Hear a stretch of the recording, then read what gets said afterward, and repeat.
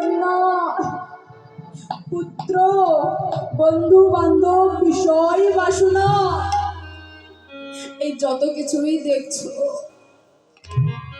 এই একটাও কিন্তু তোমার না। মনে রাখবে, যেদিন তোমার এই দুটি নয়ন বন্ধ হবে, যেদিন তোমার এই দুটি নয়ন বন্ধ হবে, সেই দিন তোমার ওই স্ত্রী কন্যা বলো, পুত্র বলো, বিষয় বলো, বাসনা বলো, এই কেউ তো তোমার সঙ্গে যাবে না, এই কেউ তোমার সঙ্গে যাবে না।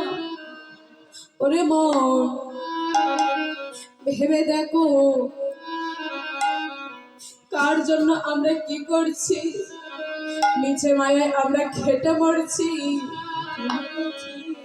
যেদিন আমরা ভগবানকে কথা দিয়েছিলাম, কোন দিন?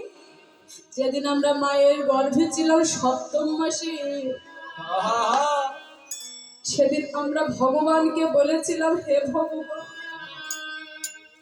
আমরা এই ধরাতে যাব না।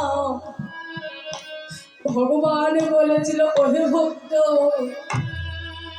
তোমরা ওই ভবে যাও, তোমরা ওই ভবে গিয়ে কি করিবে জানো? তোমরা ওই ভবে যে তোমরা নাম গুণগান কীর্তন করিবে,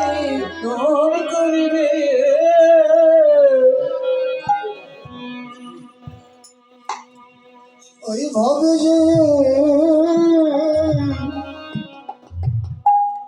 তোমরা হরি নাম করিবে। ওহে ভক্ত, আমি তোমাদের কাছে যাব,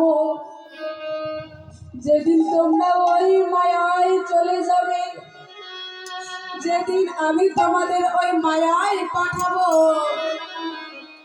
সেদিন আমি তোমাদের কাছে যাব, আমি তোমাদের কাছে দেখা দিব গুরু রূপে। ওহে ভক্ত জানা, আমি তোমাদের কাছে গিয়ে জিজ্ঞাসা করিব,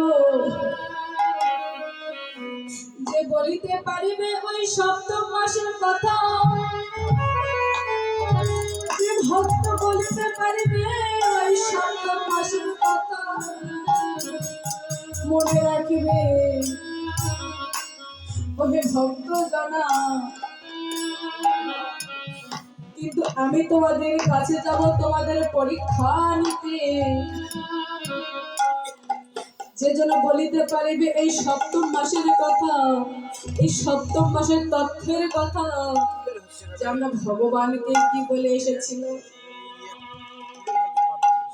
যে ব্যক্তি আমার কথা বলিতে পারিবে, আমি ভগবান সে ভক্তের হব। ভগবান বলেছে, ওহে ভক্ত, তোমরা যাও হরি নাম গুণ কীর্তন করিবে, কিন্তু আমরা তো মায়ার দাস, এই ভবে এসে মায়ার সংসারে পড়ে আমরা দাসে পরিণত হয়েছি। আমরা ভুলে গেছি সেই ভগবানের দেওয়ার কথা। আমরা কি বলেছিলাম সেটা আমাদের আর মনে নেই, আমাদের মনে নেই আমরা ভগবানকে কি বলেছিলাম। সে সপ্তম মাসের তথ্যের কথা আমরা ভুলে গিয়েছি। এই হলাম আমরা মায়ার দাস, আমরা দাসে পরিণত হয়েছি। এসেছিলাম দাস হতে, কার দাস? এসেছিলাম আমরা কৃষ্ণের দাস হতে, কিন্তু আমরা কৃষ্ণের দাস হতে পারিনি। দাস হলাম বটে, কার দাস? আমরা হলাম মায়ার দাস।